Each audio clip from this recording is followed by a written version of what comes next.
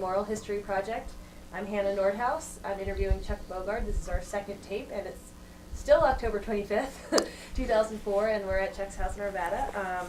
So you were going to tell a story about the utility groups. Yeah, the utility groups, seeing as how the negative pressure, the fan systems, the utilities in all of these buildings were of primary importance to keeping the plutonium from getting airborne or getting out with the people.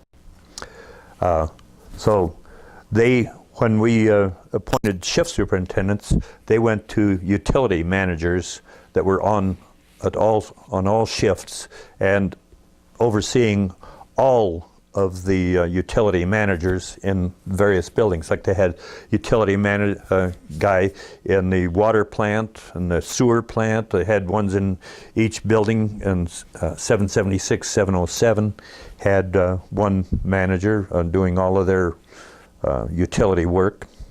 707 had another person, each building. And they ended up,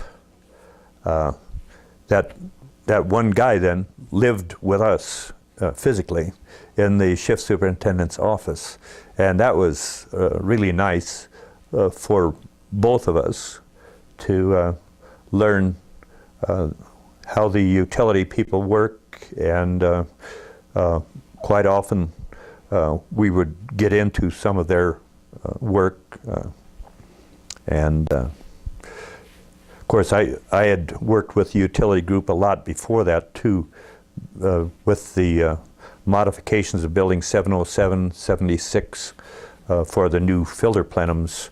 Those were all utility people that were talking to us on that. So, okay, what did you want to know? Well, going back to, we were talking about, when you started talking about how Dow got blamed for a lot of the things that the AEC had asked it to do. Yeah. And you were also talking about Rockwell and that they got dinged for, I guess, subsequent, the 903 pad and that kind of stuff. Yeah. So I guess I'm interested in just comparing Dow to Rockwell in terms of working for them, and then I guess you also worked under EG&G as well. Yes. So. And Rockwell was good to work for. In fact, under Rockwell, I was project manager for the new security zone, the perimeter security zone. See, I remembered the name of that now after after I talked about it a while. And they did some good things, and I was a project manager under them. And then when EG&G came in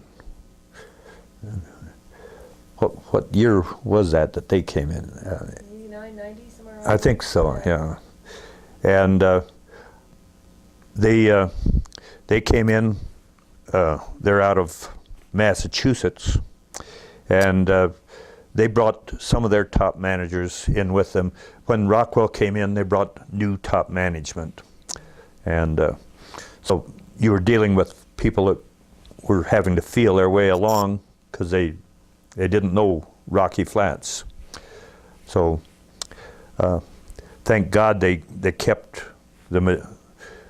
For the rest of the plant, it was no effect almost, unless you were reporting to one of the top managers. So the basic operation of the plant continued untouched until the top management said we need to do more here, but that didn't come right away. Then EG&G was even less worried about the personnel feelings and so forth.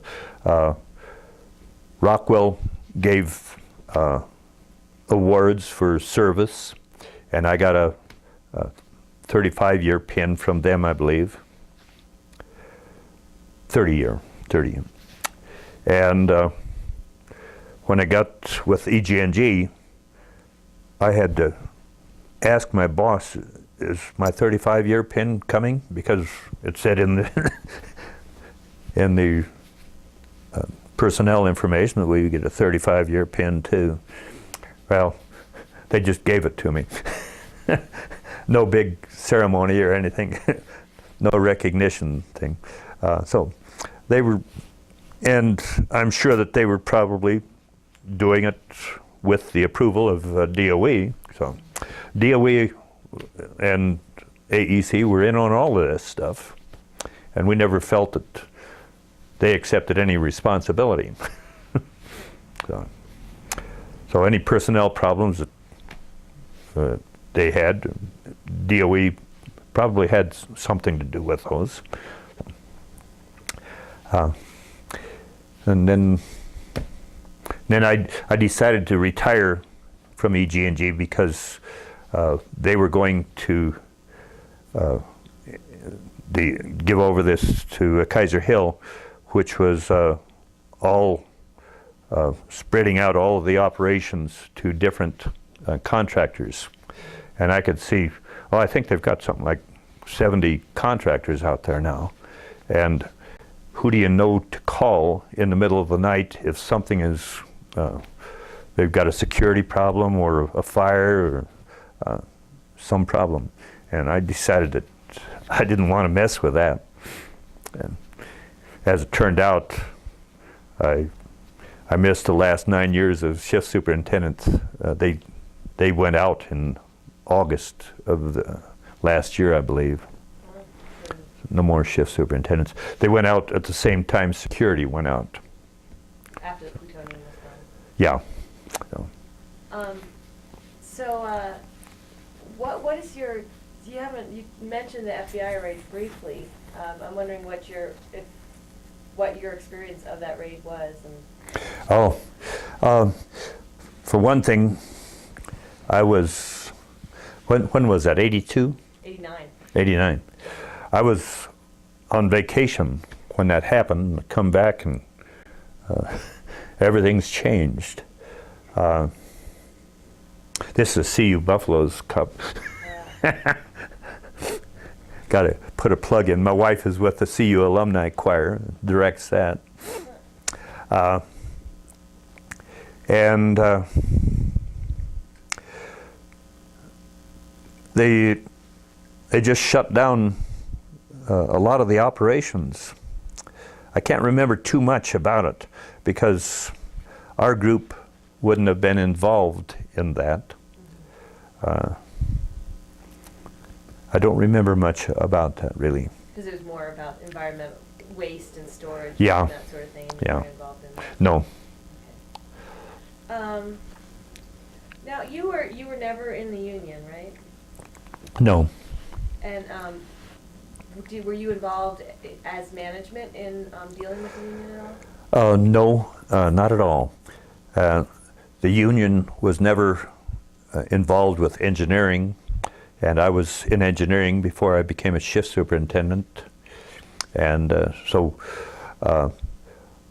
the only time that engineering got into anything on when the union had a strike, they took some of our people to operate the utility systems in the various buildings, which didn't make them happy, but it was change of pace for us. We really had a pretty good relationship with the unions. I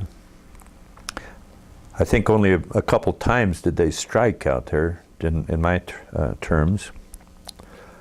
And generally, I thought the union was pretty happy. So I had a car accident. A guy that had been a Rocky Flats employee pulled into the side of my new Dodge van, and so we pulled into a parking lot there, and the police came and talked to us about what it was, and I said we both worked at Rocky Flats, and the guy added, I worked, and at least I worked. He knew me as a shift superintendent, and as far as the union guys were concerned, what's that? And it was during the early days of the shift super. I can remember going into the warehouse in the middle of the night. We had keys to everything, and a guy from the maintenance people would come up, and we'd look for what he needed.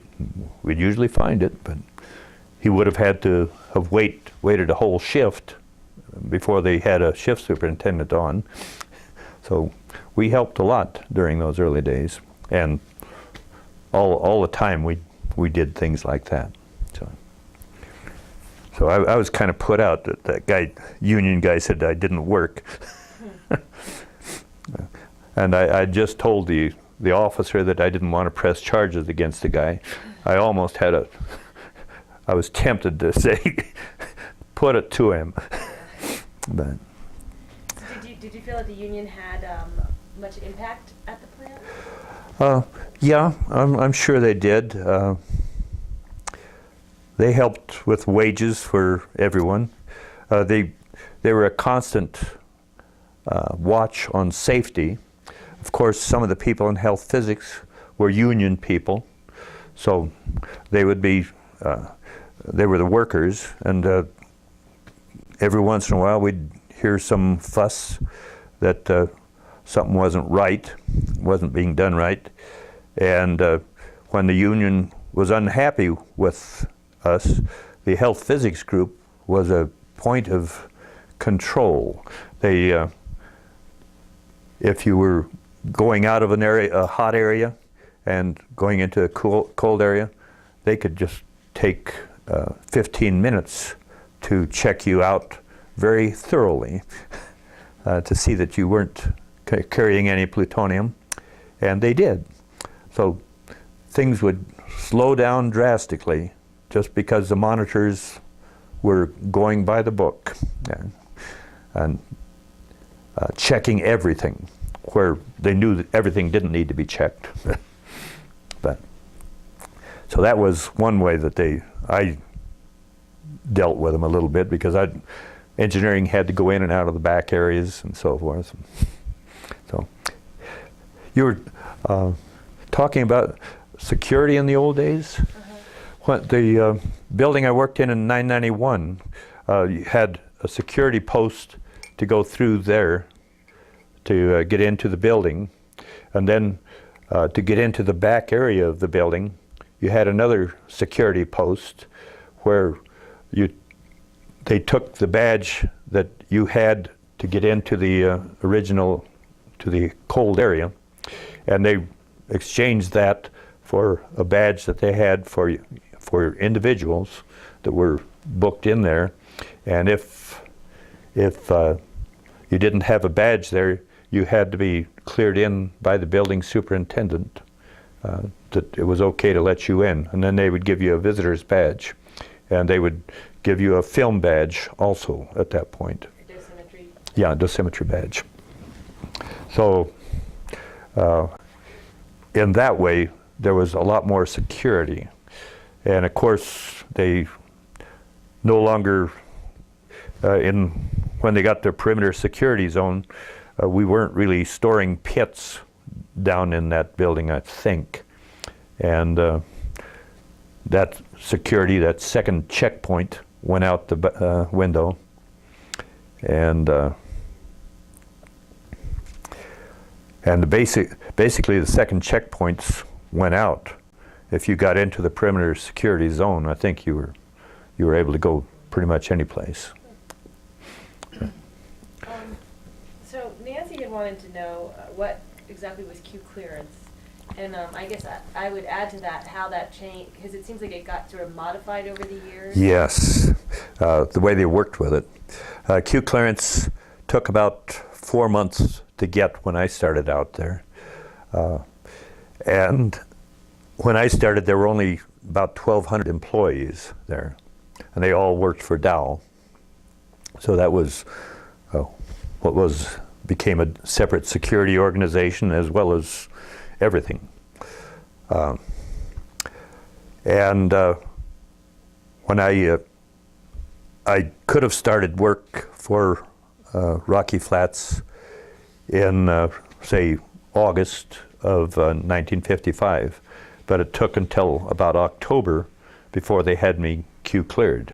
Well, September 27th was when I went to work. And that time, they couldn't allow me on plant site because I didn't have a Q clearance. The Q clearance is the highest clearance you can Yeah. get, right? And at that time, Q clearance was a green badge. And they changed that color someplace back there. Anyway, eventually I got into working in Building 11. And after about 3 or 4 years there, it got such a bother to get engineers Q cleared and getting people where you could get them in to work. A guy wouldn't want to quit his old job and say, I'm going to come to work for you, and if he couldn't come to work right away. So they made a green room there that was non-Q cleared people. So I guess the badge we had at that time was red if you didn't have a Q clearance. So they brought in a second class of badge there. We had the green for you're okay, and red for watch out. So, and they could go to certain areas, but not other areas. Yeah, and they had a red badge, and so they couldn't actually get into the plutonium production areas, but they could get into a lot of the areas that needed work done, like laundry or medical, various areas up in the non-cleared area. So we were able to use the engineers more, and they could do drafting on things that were not classified. And then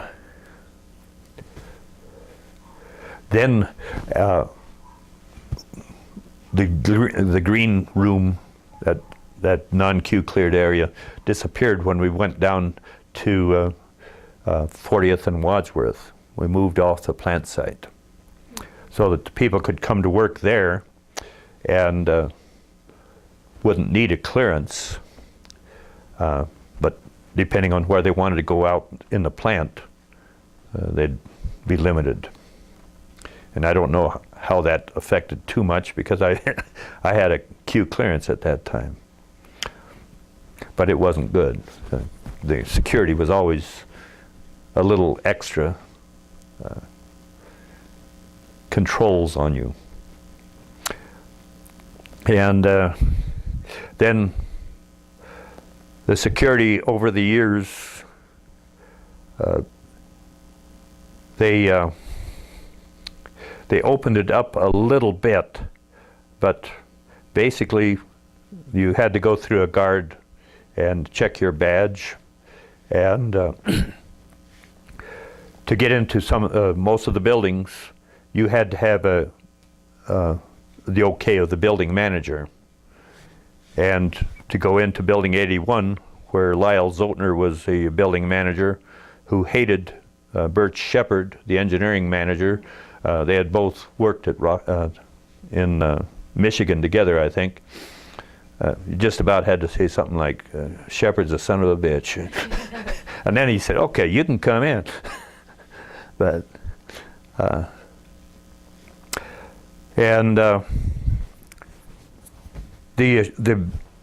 as a result of that, the engineers worked with a lot of the building managers, and they would assign some of their personnel to work with you on different projects. So you pretty well got to know everyone. And the building manager in those days he was God of that building. Everything went through him. And that affected the security too, because only one guy was going to let you into that building. Maintenance or engineering or whoever you were. Any of the people support for that building had to be approved by the building manager. So in terms of, did you have to deal with a lot of classified stuff, and was that difficult to negotiate? The engineering, when I first started out there, we had very few classified drawings. This is plant engineering. The product engineering, of course, all of their drawings were classified. But I only worked with them for about 6 months or so. And plant engineering was kind of interesting. The drawings on those security vaults, the 13-foot wall, concrete, reinforced concrete wall down by 991, those didn't exist as far as engineering drawings because those drawings were kept in a safe. And it was about 25 years later that we got those declassified so that we could have them with our regular drawings. So would you have to go to the, did you have to go to the safe to look at them? Or? Yeah. You could check them out of the thing. So you're talking about the classified drawings. Yeah.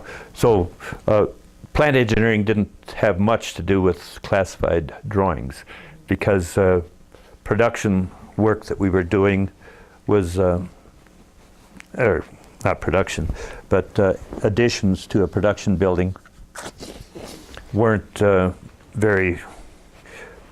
classified, and drawings of filter plenums and facilities for the building were not classified. So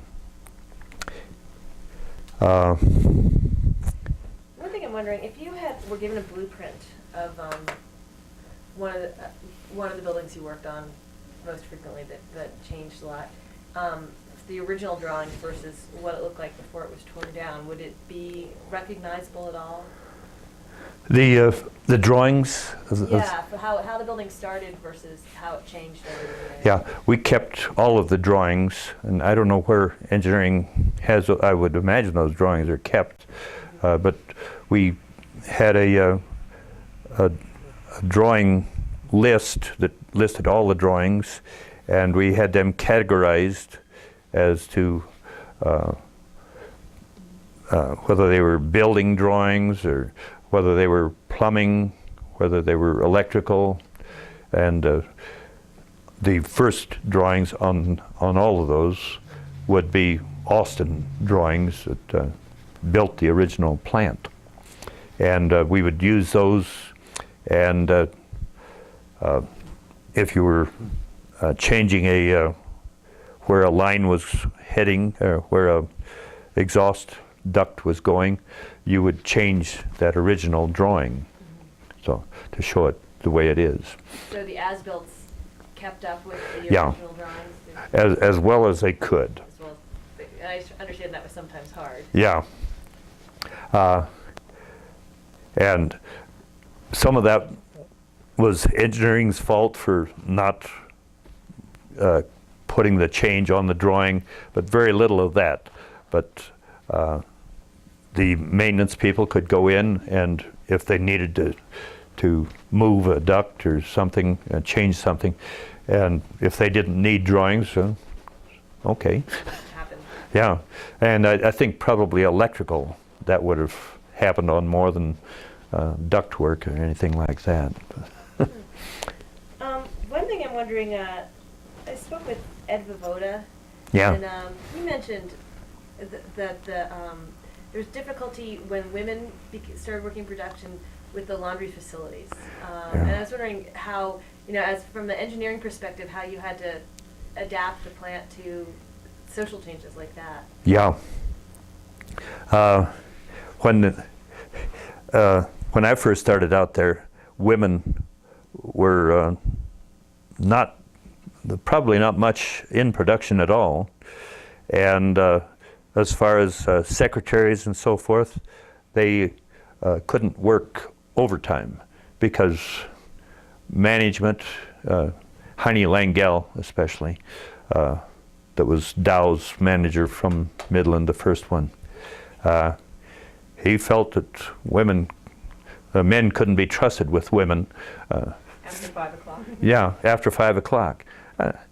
And finally, someone realized that's idiotic. Women can't say no. So eventually, I think part of that changed when the general manager's secretary married one of the security top guys. And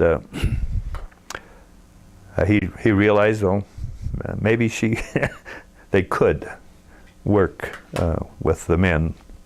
So anyway, they started hiring the nurses and so forth, and they started putting medical on 24 hours. So you always had a nurse there, and that was another one that we worked with quite a bit as a shift superintendent. Whenever anyone reported to medical with a more serious problem other than a regular physical, we might be called in. And we spent some time talking with the nurses and got to know them real well. Not that well. But what else were you want? Well, I was wondering from an engineering perspective in terms of design. Oh, yeah. Showers, laundry. Definitely the shower rooms, we had to put a separate room for them and a locker system. So we had to break up existing shower facilities and put in some extra walls, things like that. I can't remember a specific one. I think 71 we did something on. And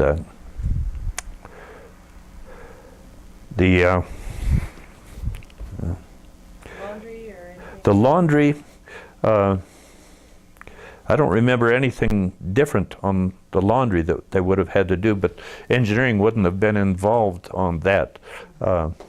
They'd pick up the laundry from 2 locations maybe, different shower rooms. So, and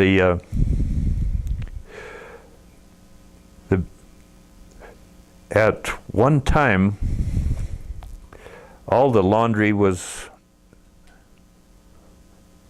I don't know if they started out with the laundry done in 771. I think 771, which was the original plutonium building.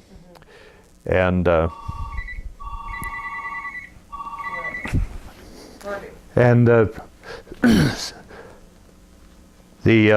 laundry situation. I'm going to stop you. We had a separate laundry for plutonium down in 771 for possibly contaminated clothing from plutonium. And when building 776 came online, what year was that? In the early 50s, I believe. That was designed by Catalytic Engineering, and I wasn't in project engineering at that time, but knew all about the drawings that they were making.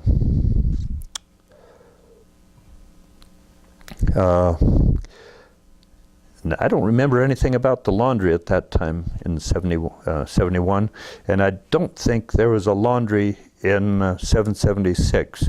They have a tunnel that connected 71 and 76, so they would have just taken the laundry down that tunnel, which was an enclosed area, part of the atmosphere between the 2 buildings. So let's talk about safety a little bit.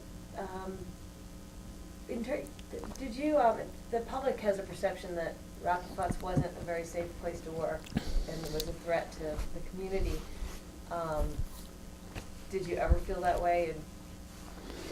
And I really, seriously, I thought it was the safest place I could have worked. being as how I was in engineering and not working in the contaminated buildings, and when I went in the contaminated buildings for any length of time at all, I would have a respirator on and smock, and if you were actually going to work in there for a while, you'd have to completely change clothes and do like the production workers. I never did get into that. So I really did feel like I was very safe, and I know after that 1969 fire, they tore down the smokestack eventually that was there during the fire. Smokestack didn't have any contamination in it. Although there was contamination released during the 69 fire, right?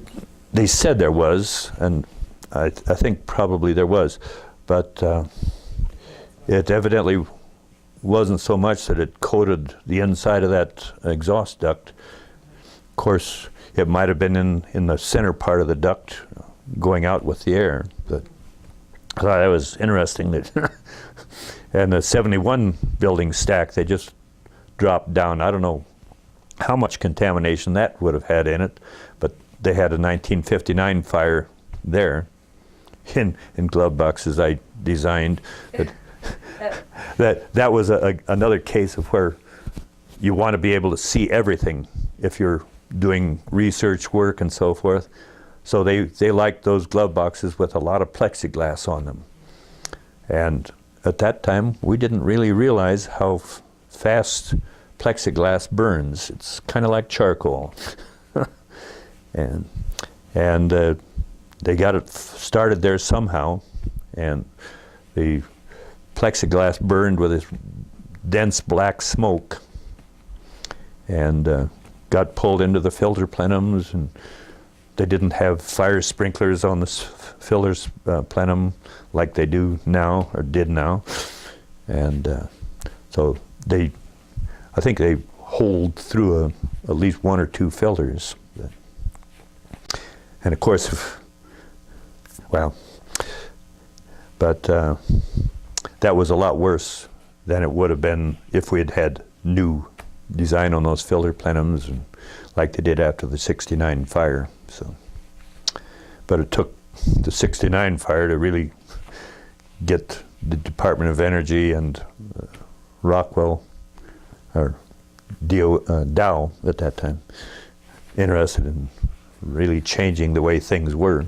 So the other fires were small and weren't Yeah. considered as big of a threat. Yeah, they didn't involve anything other than individual glove box. I remember one thing in the early 60s, a guy working on a machine, the glove box, I think fire or explosion, and the one or two guys were really exposed. And you probably know about that from someone else, because I was just engineering. I didn't hear about it other than the news media, of course, would have had a heyday on something like that. But at the time, they didn't know about it. No. So when something like that happened, how did they get back to you in engineering? I mean, I assume that there was some recriminations or sort of looking back and saying, should we have engineered this differently? No, no recriminations, but since the personnel using the glove boxes and so forth, their managers were in on the design of that facility. So it was just a matter of how can we do this better to avoid something like this happening in the future. And of course, they were treating the guy that was involved, the people that were involved immediately. And they did have medical personnel there all the time. I think even when they didn't have women allowed afterwards, they had a male nurse or someone there. Yeah. So what you've talked about the 69 fire. I wonder if you could tell me your memories of it, when it happened, what you were doing. Well, it was Mother's Day, so I think I was there the next day or so, and we were down in the Wheat Ridge office, engineering was, so didn't hear much about it until we actually got calls to go out there and so forth. The 69 fire, they had us working a lot in engineering to get prints of everything in that building that was affected. So we did a lot of pulling of drawings and making up blocks of drawings, sets of drawings that would show them what they had, supposedly, the up-to-date drawings. And that took a lot of going through every drawing there and making sure that we had the ones that were the latest. So I was involved on that. Did you go into the building? Pardon? Did you go into the building? No, other than just visit. But there were some of our guys, very few, that volunteered to help on the cleanup, and they would have gone in with full respiratory protection, the full suit, and breathing air supplied. So we got in on providing breathing air that was better. I think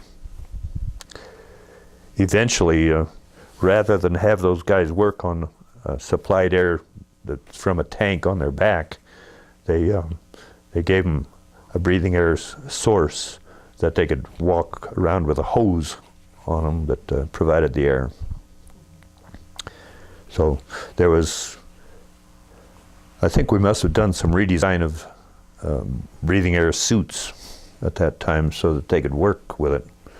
And that was probably a first for the DOE too, on how to recover from a disaster like that. So. So, and were you ever exposed to any contaminants? Not that I know of. Nothing. My dosimetry tests were all negative. So You felt that even after the 89 rain and the production was stopped, that Rocky Flats was still a very safe place? Yes. Yeah. We changed our way of living after that. They no longer stored plutonium like they had that started that 69 fire. Could I take a break here? Sure. What were we talking about? I think we were talking about safety. Yeah. Feeling that you felt safe. Yeah. From the day I started there, they had using the dosimetry badges, and they were state of the art at that time.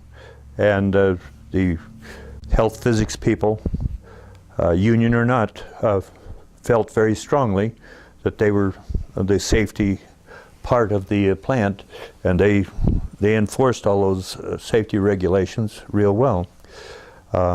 Even in building 44, for instance, you had to have a smock to go in there, and you had to have a respirator with you just in case, and you had to have it not carrying it in your hand, but around your neck and ready to pop on when you need it. And that's dealing with uranium at that time, which you could pick a piece of uranium up and hold it in your hand. Depleted uranium is no big deal. You talk to some of the protesters, it's a big deal. So what did you think about the protests? I thought they were, a lot of the ones that were out there were paid $30 a day to come out and protest. They had cans that you could contribute to anti-Rocky Flats thing in all of the grocery stores in Boulder, some of the grocery stores up on the hill, for instance. I know I saw one up on the hill once, and they were able to get people that were uninformed maybe on what was going on, get them to come out for free, and if they needed a little more crowd, they'd even pay for a few of them. I can't prove that, but I heard that it was the case. And I know as a shift superintendent, I was in on stuff from about 1982 on. We saw pictures of our security chief at that time out there shaking hands with the guy that was leading the protests. They had protests out there on the railroad tracks once, blocking off the trains coming in. Big deal, because we could wait years for another train to come in, and we didn't use it that much. And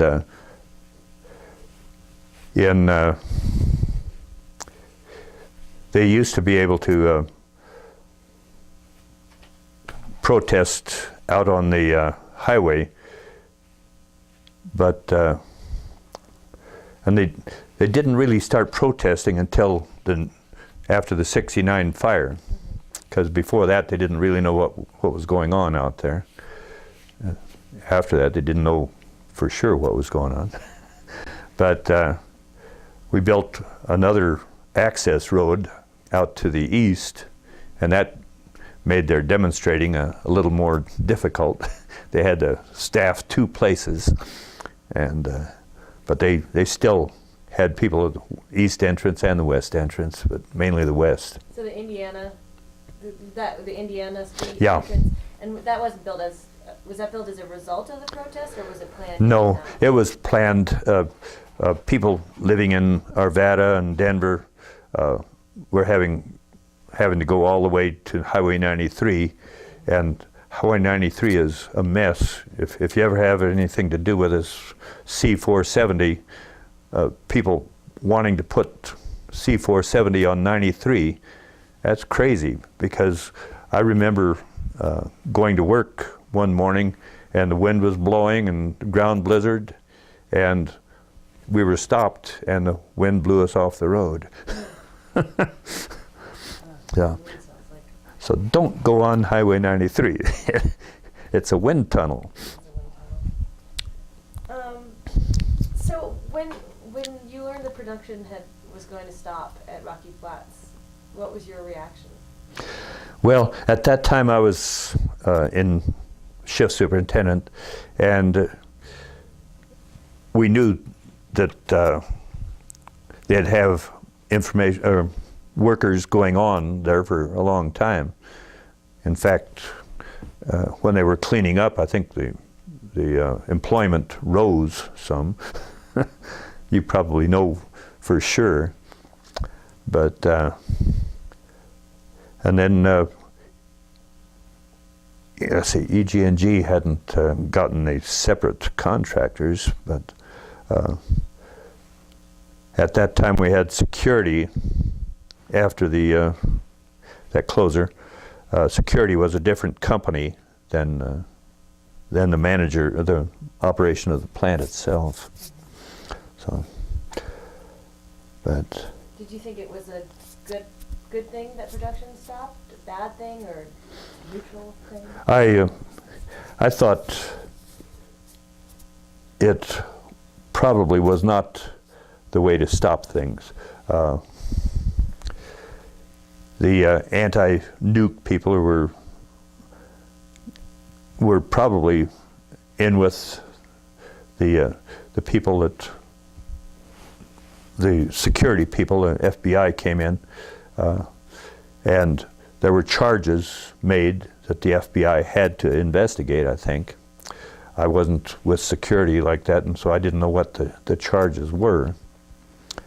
But the FBI probably had no choice. But I think the original charges were trumped up. because as far as I knew, we were doing very safe operations. And was the plant, one thing I've heard some people say is that well, two things, that even people who worked there thought that it was time for it to close, A, because the community had built up around it, but also because the plant was so old at that point. And I think you could talk to that second one, that a lot of the machinery and the construction was from 30 years before, so it was verging on obsolescence. I don't think that would be the reason, because we had machine tools, for instance, that were state of the art, and we were not using the machines that were there 30 years before. The utility systems had been updated all the way along. Maybe some of the underground piping would have been replaced. They were replacing it as it needed, but I don't think it was obsolescent at all.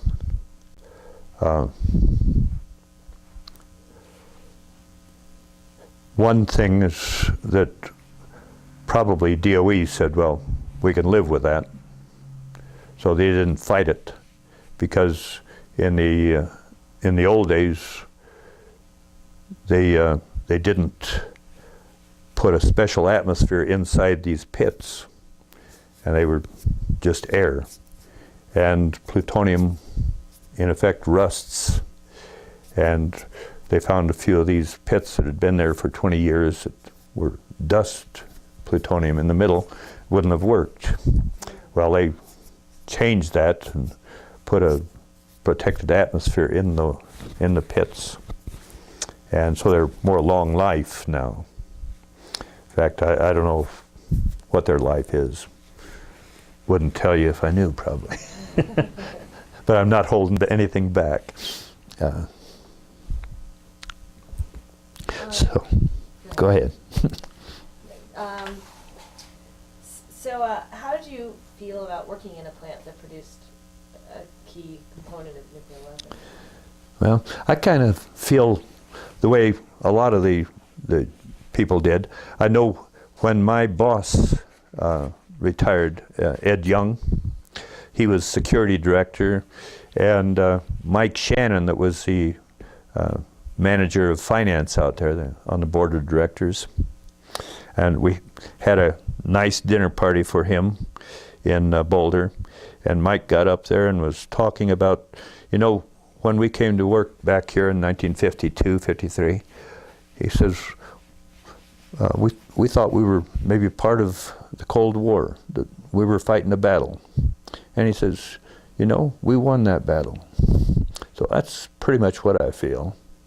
And I think the people that are anti-nukes and so forth, that's fine. I would like to live in a perfect world too. But I think we kept the Russians and so forth from doing anything drastic because they knew we were stronger. So, and I don't think on that much, but I believe that. When you first came to Rocky Flats, did you said you initially didn't know that it was a nuclear plant, right? Soon after, I think probably in my interview they might have said nuclear plant, but that it was a government contract. In any case, I figured other people working there, there's no safety problem. And did you consider it to be an exciting opportunity to work in this sort of new field? Well, I didn't really think of that. I was a young guy, and I thought it was great to be able to work in Colorado. I was born here, and I wanted to stay here, especially after a year in West Virginia, and then another couple of years in Maryland.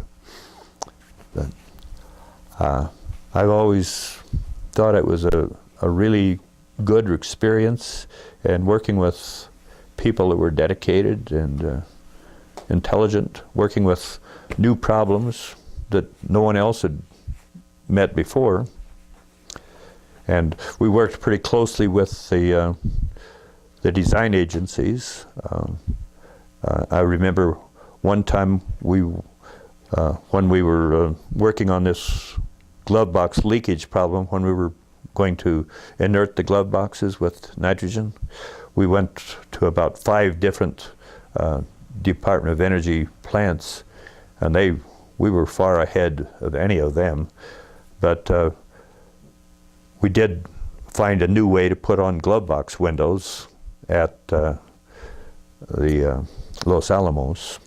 So, and that was more leak tight, so we started using that all the time. And I wonder if you could tell me how glove box, just sort of a short history of glove boxes, how the design, since you were designing them from pretty close to the very beginning, how that evolved over the years. The first ones were from Los Alamos. And as you probably know, when they were first doing the weapons research at Los Alamos, they sometimes were working with plutonium out in the open. And there's the old story about one of the early accidents that they had. A guy was bringing 2 pieces of plutonium close together and wanted to pull them apart if a critical reaction started going, and he slipped and he got the blue light, and all the people watching him from a distance knew that he would die. About 13 days later he did. And so we had that history of safety that they were using from Los Alamos, from the Manhattan Project. And the first glove boxes that we had were basically the Los Alamos design. And then as time went on, I think those first glove boxes, they used 16 gauge, 16th of an inch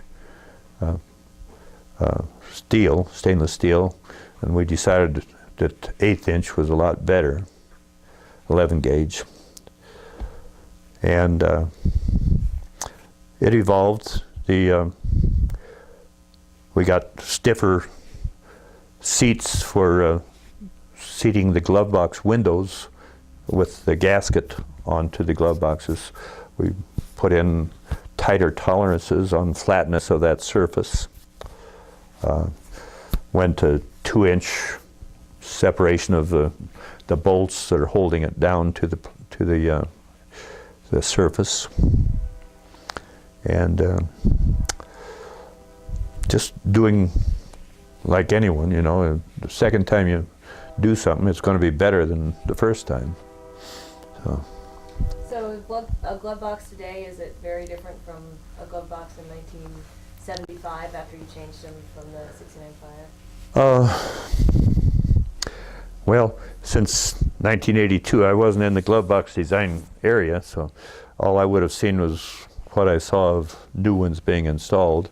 And they all used the zip-in gasket like you see on the airport windows, or where they,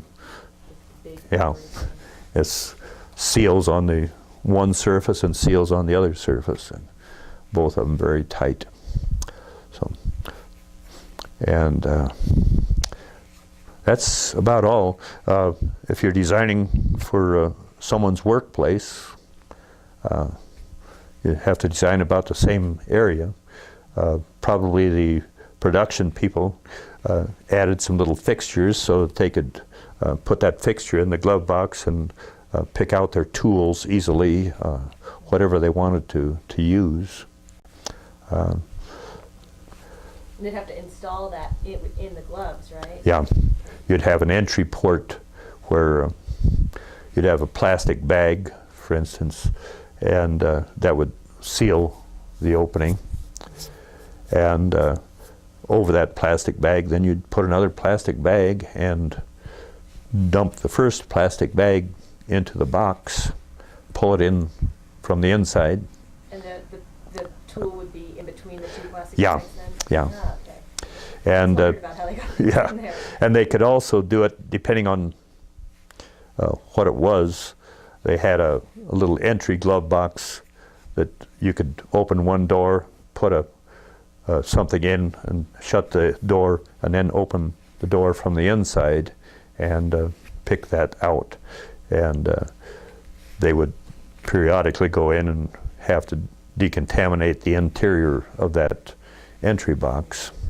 And they'd do that with supplied air or something, taking care of the people that were contacting possible plutonium. So.